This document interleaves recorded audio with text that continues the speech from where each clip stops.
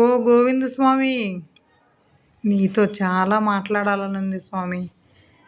నీ కొండకు రేపు బయలుదేరతాము అన్న దగ్గర నుంచి ఎంత మనశ్శాంతిగా ఉందో తెలుసా స్వామి. నా ఆనందం మీకు ఎంత వివరించినా చాలా తక్కువే స్వామి. స్కూల్కి వెళ్ళి 2 కిలోమీటర్లు నడిచి వచ్చాక మా అమ్మ మా కోసం ఎదురు చూస్తూ తను కొనిపెట్టిన చిన్న చాక్లెట్లు మా చేతిలో పెట్టినా ఎంత ఆనందంగా ఉంటుందో అలా ఉంది స్వామి. పక్కన సుబ్బులమ్మమ్మ వాళ్ళ ఇల్లు ఇప్పదీసి బాగా ఎత్తుగా మట్టి తోలిన ప్లేస్లో వెన్నెల్లో అన్ని మంచాలు వేసి మా పిల్లలందరినీ కూర్చోబెట్టుకొని అనగనగా ఒక మహాపట్టణం, ఆ పట్టణానికి ఒక రాజు అంటూ చెప్పే రామయ్య తాత కథలాగా ఎంత హాయిగా ఉందో స్వామి. స్కూల్ నుంచి వచ్చేటప్పుడు బాగా వర్షం పడుతూ నడవడానికి కూడా ఇబ్బంది పడుతుంటే మా నాన్న గొడుగేసుకొని ఎదురు వచ్చి నా పుస్తకాల బ్యాగ్ తీసుకొని నీకు నేను ఉన్నాను అని ఇచ్చే ధైర్యంలాగా ఎంత బాగుందో స్వామి. ఎంత పని ఒత్తిడిలో ఉన్నా, ఎంత మందితో స్ట్రగుల్స్ ఉన్నా, పబ్లిక్ ప్రాసిక్యూటర్గా ఉంటూ ఎంత పని ఒత్తిడిలో ఉన్నా వేకువజామున 6 గంటలకి బస్టాండ్లో దిగితే కారు వేసుకొని వచ్చి స్వయంగా ఇంటికి తీసుకుపోయే అన్నయ్యలాగా ఆప్యాయంగా, రేపు మా అక్కాయ వస్తుంది ఏం చేస్తున్నారు అని ఇంట్లో వాళ్ళని అడిగే మా తమ్ముడులాగా వాళ్ళందరితో కలిసి ఉన్నట్లు ఎంత హాయిగా ఉందో అలా ఉంది స్వామి.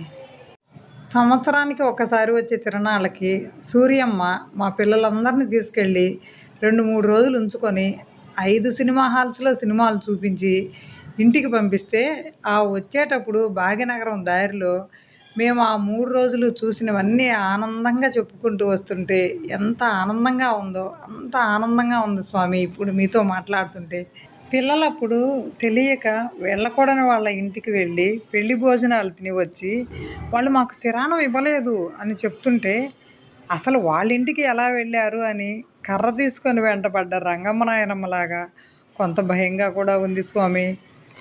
మా అమ్మ వాళ్ళందరూ 15 రోజులు టూరుకు వెళ్తే మాకన్నా 2 సంవత్సరాలు మాత్రమే పెద్ద అయిన ఉమా మమ్మల్ని ఆ 15 రోజులు మీ అమ్మ వాళ్ళు లేకపోతే ఏమి నేనున్నాను కదా అని చెప్పినట్లు చాలా ధైర్యంగా ఉంది స్వామి.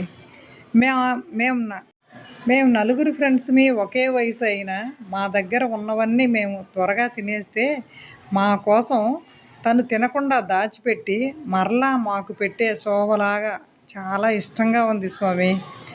రూపాయికి ఒక సినిమా అప్పుడప్పుడు వచ్చి మా ఊర్లో టెంట్ సినిమాలు మేము వెళ్తుంటే సినిమా అంటే ఇష్టం లేకపోయినా మా కోసం వచ్చి వెళ్ళేటప్పుడు నన్ను లేపండి అని మొదటి నుంచి చివరి వరకు నిద్రపోయే శోభలాగా చాలా ఇష్టంగా ఆత్మీయంగా ఉంది స్వామి. బ్రహ్మంగారి సినిమా తీస్తుంటే బనగానపల్లి వెళ్ళడానికి మా స్కూల్ వాళ్ళు మనిషికి 5 రూపాయలు తెమ్మంటే వాటి కోసం లలిత మేము ఎన్ని ఐడియాలు వేసేవాళ్ళమో గుర్తు వస్తే మనసారా నవ్వుకునేవాళ్ళం. అంత హాయిగా ఉంది స్వామి. ఇక వనజ నేను అయితే చెప్పక్కర్లేదు. గుడి దగ్గర డ్రామాలు వేస్తుంటే వాళ్ళు మేకప్లు మొదలుపెట్టిన దగ్గర నుంచి తెల్లారి అవి కడిగే వరకు వాళ్ళ దగ్గరే ఉండేవాళ్ళం. అయినా సుబ్బరావు పెదనాన్న మా నాన్న మా కోసం ఉండేవాళ్ళు తప్ప మమ్మల్ని ఇంటికి రమ్మనేవాళ్ళే కాదు. అప్పుడు మేము ఎంత హ్యాపీగా ఉండేవాళ్ళమో ఈరోజు నాకు అంత హ్యాపీగా ఉంది స్వామి. చెప్పుకుంటూ పోతే మా ఊరి వాళ్ళ ఆప్యాయత ఎప్పటికీ మర్చిపోయేది కాదు. మనిషితోటి ఎన్నో సంఘటనలు. అందరి గురించి ఒక్కటే మాట, మీ అందరితో ఉంటే చాలా సంతోషంగా ఉంటుంది అని అందరికీ చాలా చాలా కృతజ్ఞతలు చెప్పగలను కదా స్వామి. ఓ జీవితం అంతా ఎలాస్టిక్ లాగా సాగి 50కి వచ్చి పడ్డాక అన్ని బాధ్యతలు తీరాక ఇదిగో ఇప్పుడు మరలా ఆ మనశ్శాంతి నా దగ్గరికి వస్తుందేమో అనుకుంటున్నాను స్వామి. అయినా స్వామి నాకు తెలియక అడుగుతాను, లైఫ్ అంటే గోవిందరెడ్డి తాత ట్యూషన్లో ఎక్కని చెప్పలేకపోతే చెంపదెబ్బ లేపిస్తే మరుసటి రోజుకు బాగా నేర్చుకొని అప్పు చెప్పే ఎక్కంలాగా ఉండాలి కానీ సొల్యూషన్ కనుక్కున్న కొద్దీ ప్రాబ్లమ్స్ ఎక్కువయ్యే లెక్కల్లాగా ఉండకూడదు కదా స్వామి. దయచేసి అందరి జీవితాలని రామయ్య తాత చెప్పే కథలో చివరి మాటలాగా మనం మంచి చేస్తే మనకి మంచే జరుగుతుంది అంతా అని ముగించే కథలాగా ఉండనివ్వు స్వామి. ఈ ఫ్రెండ్షిప్ రోజున అందరికీ ఫ్రెండ్షిప్ డే శుభాకాంక్షలు తెలుపుతూ అందరూ హ్యాపీగా ఉండాలి, మనశ్శాంతిగా ఉండాలి, లైఫ్లో అందరూ బాగుండాలి అని కోరుకుంటూ మీ ఫ్రెండ్.